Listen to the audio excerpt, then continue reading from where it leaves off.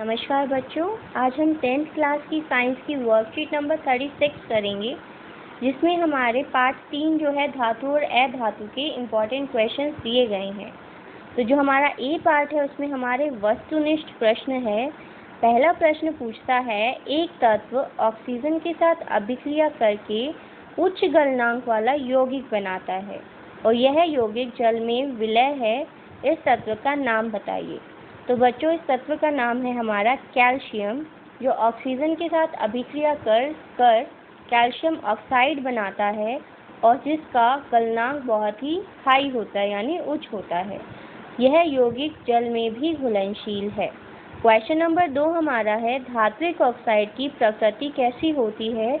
तो धात्विक ऑक्साइड की प्रकृति होती है बच्चों क्षारीय। क्वेश्चन नंबर 3 है, उस अधातु का नाम बताइए जो विद्युत की सुचालक है। हमने पढ़ा था कि सारी अधातु जो हैं विद्युत की कुचालक होती हैं। सिर्फ ग्रेफाइट जो है वो एक अधातु है और यह विद्युत की सुचालक है। क्वेश्चन नंबर 4 बोलता है, कॉपर, सिल्वर और एल्यूमिनियम को उनकी सक्रियता के आधार पर हमें बढ़ते क्रम में लगाना है। तो सबसे कम जो इनमें अभिक्रियाशील है वो है हमारी सिल्वर यानी Ag। उसके बाद आती है हमारा कॉपर यानी Cu और जो सबसे ज़्यादा अभिक्रियाशील है वो है हमारा एल्यूमिनियम यानी Al। तो ये आपका बढ़ते हुए क्रम में दिया गया है। प्रश्न नंबर 5 हमारा है, अभिक्रियाशीलता के आधार पर अवरोही क्रम में व्यवस्थित सामान्य धातुओं की सूची को हम क्या कहते हैं, क्या नाम दिया जाता है? तो क्वेश्चन नंबर 5 का आंसर है हमारा सक्रियात्मक श्रेणी। सक्रियात्मक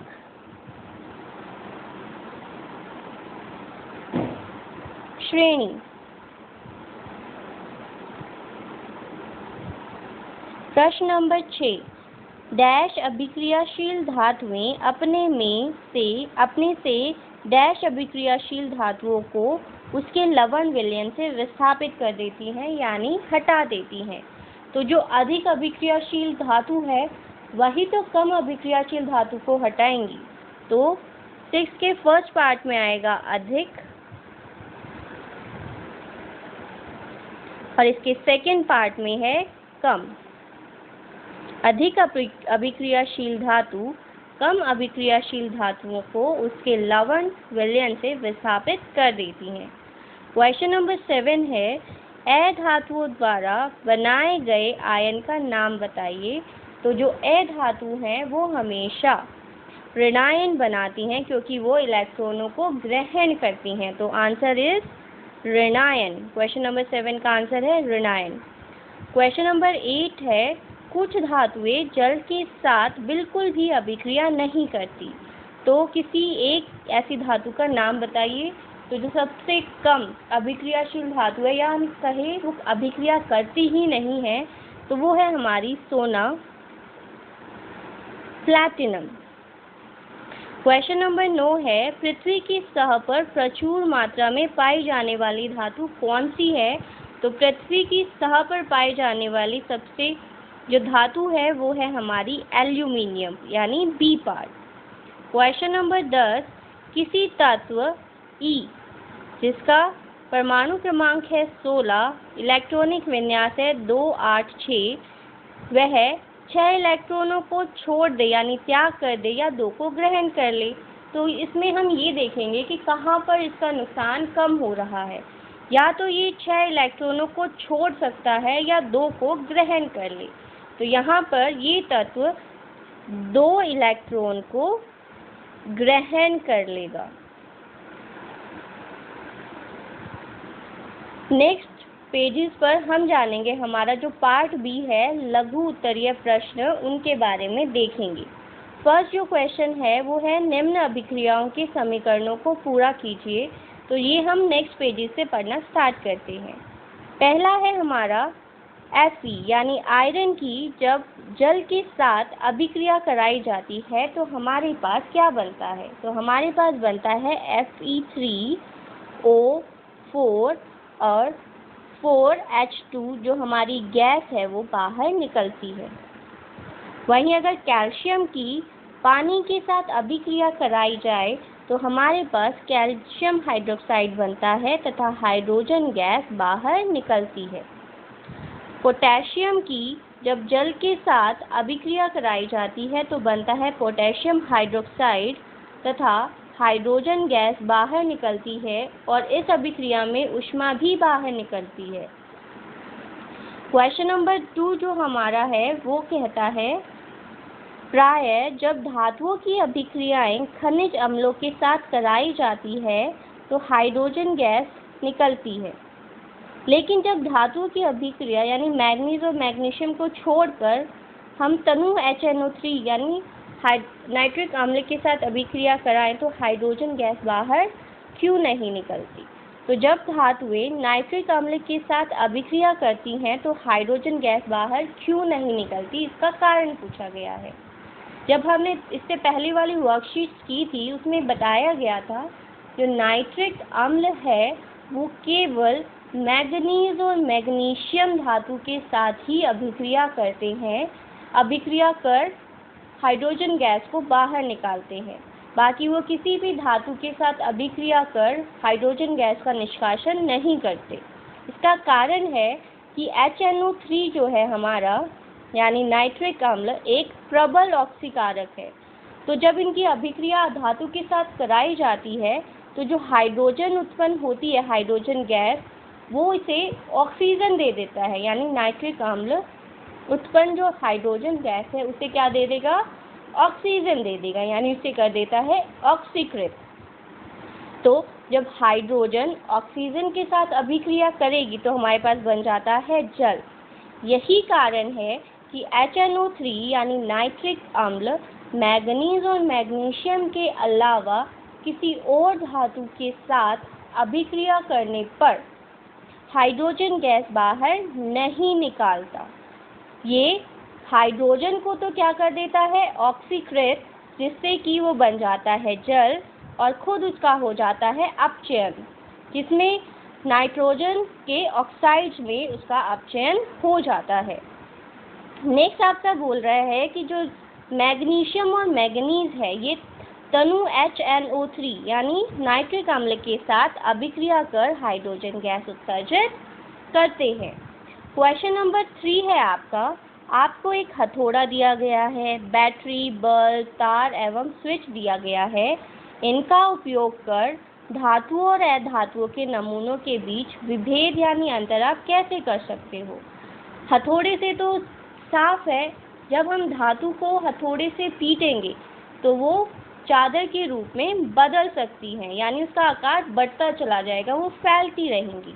वहीं अगर हम बैटरी, बल्ब, तार और स्विच को ध्यान से देखें तो हम क्या बना सकते हैं, हम बना सकते हैं एक परिपथ। तो हथौड़े की सहायता से हम क्या कर सकते हैं, धातुओं को पीटकर चादर में बदल सकते हैं, इसलिए इन्हें अघातवर्ध्य कहा जाता है। जबकि जब हम अधातुओं को पीटते हैं तो वो चादर में तो नहीं बदलते बल्कि टूट जाते हैं। और विद्युत परिपथ के द्वारा भी हम विद्युत चालकता का पता लगा सकते हैं, यानी जो धातु है उनमें से तो विद्युत का प्रवाह हो जाएगा और अधातु विद्युत का प्रवाह नहीं होने देंगी। थर्ड क्वेश्चन का बी पार्ट बोलता है, धातुओं और अधातुओं में विभेदन के लिए इन परीक्षणों का आकलन कीजिए। क्या ये जो चीज़ें आपको दी गई हैं इसके द्वारा हम सभी धातु और अधातुओं को बता सकते हैं? नहीं कर सकते, क्योंकि हमारी सारी अधातु विद्युत की कुचालक नहीं होती है। उदाहरण के लिए अगर हमारे पास एक मटेरियल दे दिया आपको ग्रेफाइट का, उसने तो विद्युत का चालन कर दिया, तो आप क्या उसे धातु के वर्ग में रख दोगे? नहीं।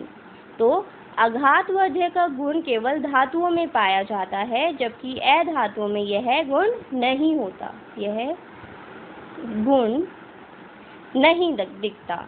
इसी प्रकार दूसरे प्रयोग के अनुसार अधातु विद्युत का चालन नहीं करती, जबकि धातु विद्युत का चालन करती है।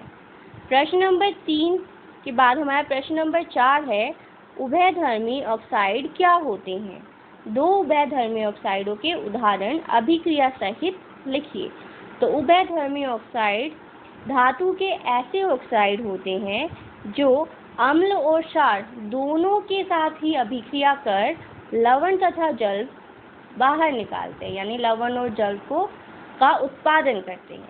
तो ऐसे धातु ऑक्साइड जो अम्ल और क्षार दोनों से अभिक्रिया कर लवण तथा जल प्रदान करते हैं उसे उभयधर्मी ऑक्साइड कहते हैं। एग्जाम्पल के लिए हमारा पहला एग्जाम्पल है एल्यूमिनियम ऑक्साइड, दूसरा है zinc oxide. Aluminium oxide Al2O3 की जब HCl यानी एक अम्ल के साथ अभिक्रिया कराई गई तो हमारे पास आया एक लवण और जल। इस समय जब आपकी इस एल्यूमिनियम ऑक्साइड की अम्ल से अभिक्रिया की तो यानी हमारे पास लवण और जल कब बनता है हमारा उदासीनीकरण में, जो हम पाठ 1 में पढ़ चुके हैं, उदासीनीकरण अभिक्रियाएं, जिसमें हमने जाना था कि अम्ल और क्षार जब आपस में अभिक्रिया करते हैं तो हमारे पास उत्पाद में बनते हैं लवण और नमक। यहाँ पर अगर HCl हमारा अम्ल है तो ये वाला भाग क्या होना चाहिए कि हमारे पास लवण और जल बन जाए, तो ये बन जाएगा आपका एक क्षार की तरह काम करेगा। वहीं अगर हम NaOH लेते हैं जो कि आपका एक क्षार है, जब इस क्षार की अभिक्रिया हम अम्ल से कराएंगे तभी तो हमारे पास लवण और जल बनेंगे। तो यहाँ पर Al2O3 यानी एल्यूमिनियम ऑक्साइड क्षार की तरह भी कार्य कर रहा है और अम्ल की तरह भी। तो ऐसे ऑक्साइड यानी ऐसे धातु ऑक्साइड को हम कह देते हैं हमारा उभयधर्मी ऑक्साइड। नेक्स्ट क्वेश्चन नंबर 5 जो हमारा है वो कहता है कारण बताइए। कारण किस किस का? पहला है कि गर्म जल का जो टैंक है उसे बनाने के लिए तांबे का उपयोग होता है परंतु इस्पात का नहीं। तो जो कॉपर है वो ठंडे पानी, गर्म पानी या भाप के साथ प्रतिक्रिया नहीं करते हैं, यानी उसके साथ अभिक्रिया नहीं करेंगे। लेकिन जो लोहा है वो भाप के साथ अभिक्रिया यानी प्रतिक्रिया करता है। यदि पानी के टैंक स्टील से बने हो, स्टील यानी इस्पात से बनाए जाएं, तो लोहे की मिश्र धातु है। स्टील क्या है? हमारे लोहे की मिश्र धातु है। तो यह लोहा गर्म पानी से बनने वाली भाप के साथ अभिक्रिया करेगा और उस पर जंग लग सकता है। ये जो ये हैं आपके, इन्हें लिखता है इसे लिखिए Fe3O4। ठीक इसी प्रकार ये है आपका H2O और ये है आपका 4H2। तो आपका जो लोहा है वो पानी से बनने वाली भाप के साथ अभिक्रिया करेगा और जो तांबा है वो गर्म पानी के टैंक से यानी गर्म पानी से अभिक्रिया नहीं करेगा। साथ ही जो हमारा कॉपर है वो विद्युत का बहुत अच्छा सुचालक है। नेक्स्ट जो क्वेश्चन है हमारा, इसी का कारण बताइएगा, वो है आभूषण बनाने में सोने और चांदी का उपयोग करते हैं। सही है, क्योंकि जो हमारा सोना और चांदी है ये आघातवर्ध्य है, यानी इन्हें हम पतली चादर में बदल सकते हैं, इनकी तार बनाई जा सकती है। ये दिखने में इनमें बहुत ज़्यादा चमक होती है, यानी इसमें चमक है, ये आघातवर्ध्य है, इसे किसी भी डिज़ाइन में ढाला जा सकता है। इसी कारण आभूषण बनाने में सोना, चांदी और प्लैटिनम का इस्तेमाल किया जाता है। साथ ही ये पानी और हवा के साथ अभिक्रिया नहीं करते, यानी ये बहुत ही कम अभिक्रियाशील धातु हैं। तो इन्हीं कारणों की वजह से इनका उपयोग किया जाता है आभूषण बनाने में। नेक्स्ट जो क्वेश्चन है वो है हमारा इसका सी पार्ट, सोडियम, पोटेशियम और लिथियम को तेल के अंदर यानी केरोसिन के तेल में क्यों रखा जाता है? जो हम देख चुके हैं, जो हमारा सोडियम, पोटेशियम है ये बहुत ही ज़्यादा अभिक्रियाशील धातु हैं। इन्हें जैसे ही हवा के संपर्क में रखा जाता है ये तुरंत ही आग पकड़ लेती हैं। तो उसे बचाने के लिए यानी इसे आग से बचाने के लिए हम उसे केरोसिन के तेल में डुबो कर रखते हैं। तो आंसर है सोडियम, पोटेशियम एवं लिथियम को तेल के अंदर संग्रहित किया जाता है क्योंकि यह बहुत अधिक अभिक्रियाशील है। जो ऑक्सीजन के से अभिक्रिया कर आग उत्पन्न करता है। अतः किसी भी दुर्घटना को रोकने के लिए इन धातुओं को हम केरोसिन के तेल में डुबोकर रखते हैं। नेक्स्ट क्वेश्चन है हमारा क्वेश्चन नंबर 6। जिंक, मैग्नीशियम एवं कॉपर के धात्विक ऑक्साइडों को निम्न धातुओं के साथ गर्म किया जाता है। तो यहाँ पे हमारी धातु ऑक्साइड्स दे रखी हैं, zinc oxide, magnesium oxide, copper oxide. साथ ही आपकी धातु भी दी गई है। धातु है हमारी जिंक, मैग्नीशियम और कॉपर। तो आपको बताना है किस स्थिति में आपका विस्थापन अभिक्रिया घटित होगी। तो ऐसे क्वेश्चंस में सबसे पहले जो आपके पास धातु दी गई है उन्हें अभिक्रियाशीलता के आधार पर क्रम में लगा लीजिए। तो हमारे पास जो धातु है वो है जिंक, मैग्नीशियम और कॉपर। इन तीनों में से सबसे अधिक अभिक्रियाशील धातु जो है वो है मैग्नीशियम। मैग्नीशियम के बाद आती है आपकी जिंक और जिंक के बाद कॉपर। क्लियर? अब देखिए जो हमारा जिंक ऑक्साइड है, जिंक ऑक्साइड जिंक के साथ कोई भी अभिक्रिया नहीं करेगा, लेकिन जब जिंक ऑक्साइड की मैग्नीशियम के साथ अभिक्रिया कराई, यानी जिंक ऑक्साइड की मैग्नीशियम के साथ अभिक्रिया कराई, तो मैग्नीशियम क्या ज़्यादा शक्तिशाली है, ज़्यादा अभिक्रियाशील है, तो वो क्या करेगा, जिंक को विस्थापित कर देगा। तो यहाँ मैग्नीशियम के साथ इसकी विस्थापन अभिक्रिया होगी। लेकिन जिंक ऑक्साइड की कॉपर के साथ जब हम अभिक्रिया कराएंगे तो वहाँ पर विस्थापन अभिक्रिया नहीं होगी, क्योंकि कॉपर जिंक से कम अभिक्रियाशील है।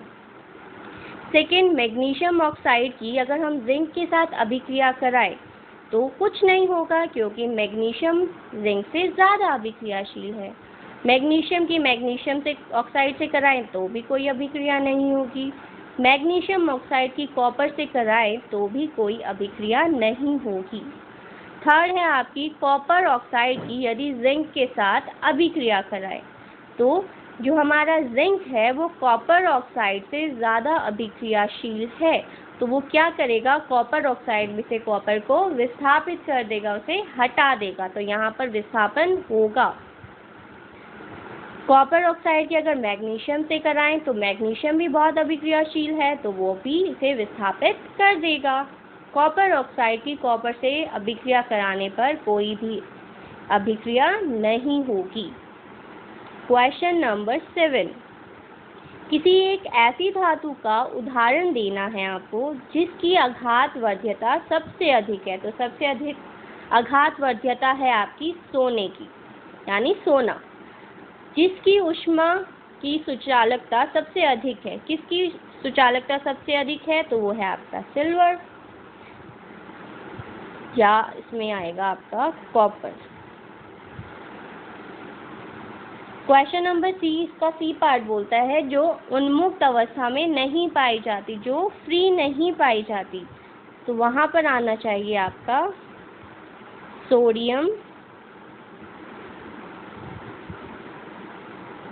लिथियम या पोटेशियम।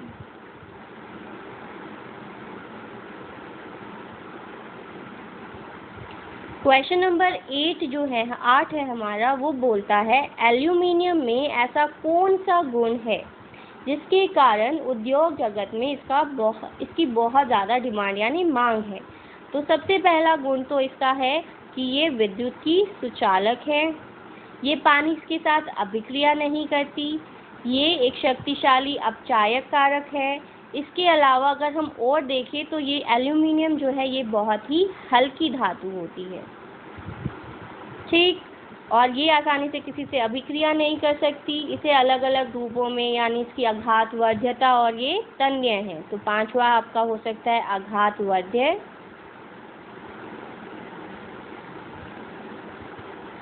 और छठा है आपका कि ये तन्य है यानी इसकी तारें भी बनाई जा सकती हैं। क्वेश्चन नंबर 9 है आपका, जब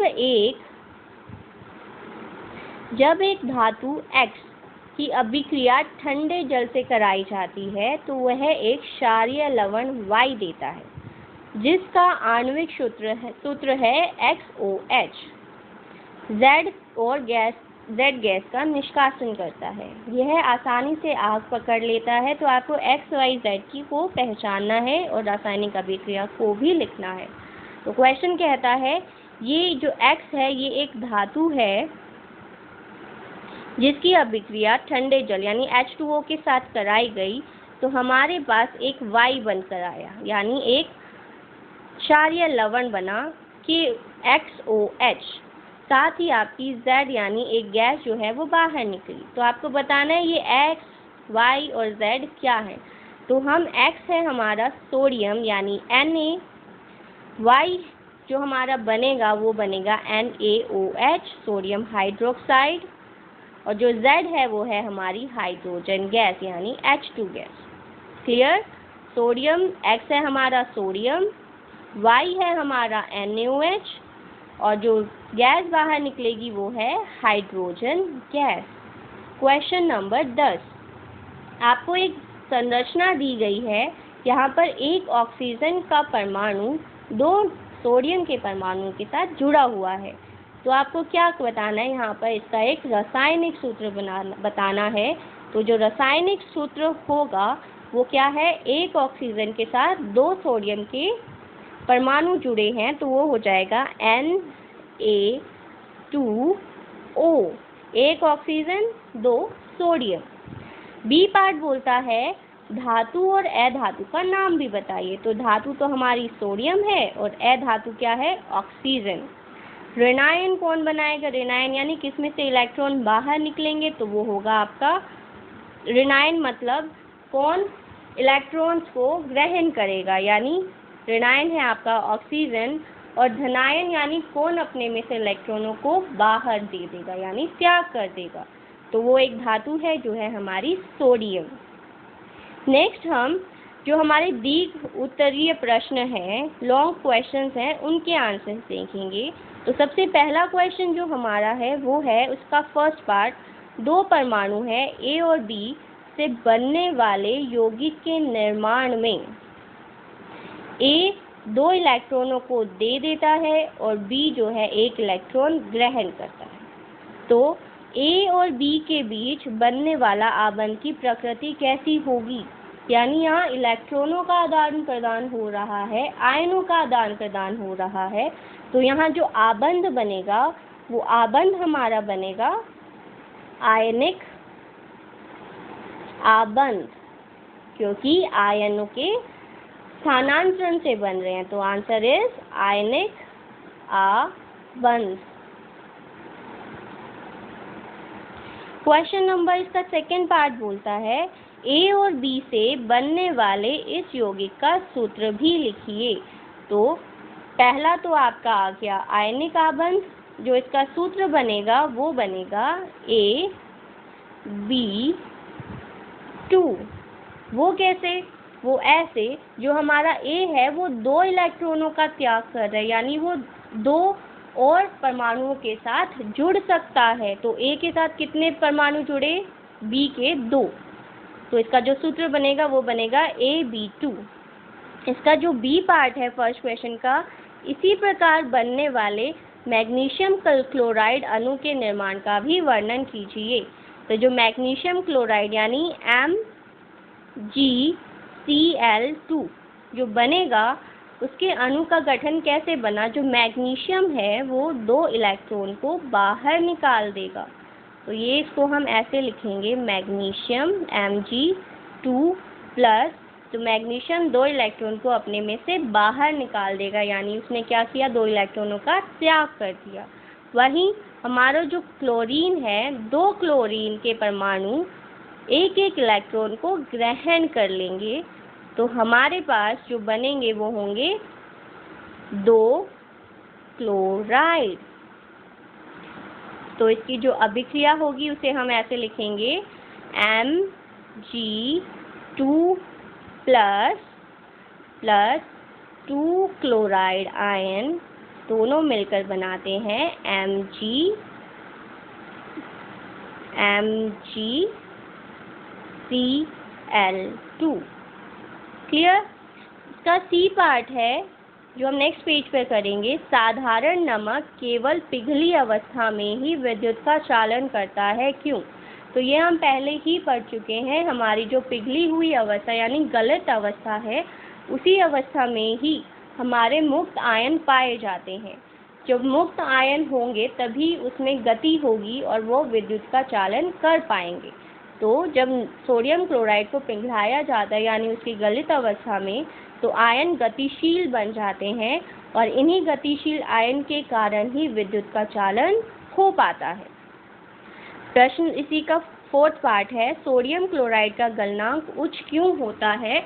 तो सोडियम क्लोराइड जो है वो एक ठोस है, तो उसकी संरचना भी बड़ी ही कठोर होती है, जिसकी वजह से उनमें जो सोडियम और क्लोराइड आयन के बीच मजबूत आयनिक आबंध यानी आयनिक आकर्षण बल होता है, यानी वो एक दूसरे को बहुत ही मजबूती से पकड़ कर रखे हुए हैं।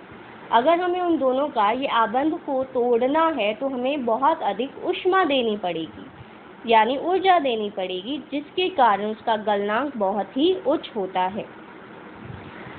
क्वेश्चन नंबर 3 है आपका, एक्वारेजिया क्या होता है? एक्वारेजिया यानी अम्लराज, ये आपका 2 अम्लों से मिलकर बना होता है। वो हैं आपके नाइट्रिक अम्ल तथा हाइड्रोक्लोरिक अम्ल।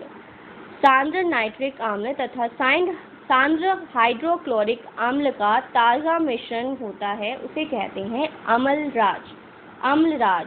तो इन दोनों ही अम्लों को किस कंसंट्रेशन में अगर हम मिलाएं कि हमारा अम्लराज बन जाए, तो हमारा जो HNO3 यानी नाइट्रिक अम्ल है वो तथा हाइड्रोक्लोरिक अम्ल को हमेशा 1:3 में मिलाया जाता है। तो इसकी क्या आवश्यकता है? हमने कहा हमारा सोना चांदी जो है वो बहुत ही ज़्यादा यानी वो अभिक्रिया करते ही नहीं है किसी के साथ, लेकिन हमें उनका इस्तेमाल करना है। तो हम किस चीज़ का इस्तेमाल करें कि वो उसमें घुल जाएं? तो वो है आपका अम्लराज या एक्वारेजिया। इसमें सोना चांदी घुलनशील हो जाते हैं, यानी वो इसमें घुल जाते हैं। यह अत्यंत ही संक्षारक अम्ल है। तुरंत बना एक्वारेजिया जो है वो रंगहीन होता है, लेकिन थोड़ी देर के बाद उसका जो रंग है वो नारंगी हो जाता है। इसी क्वेश्चन नंबर 3 का जो बी पार्ट है वो कहता है, आंसर है, अधिक अभिक्रियाशील धातुएं अपने से कम क्रियाशील धातुओं को उनके यौगिक के विलयन से विस्थापित कर देती हैं। यह धातुओं की सक्रियात्मक श्रेणी पर आधारित है।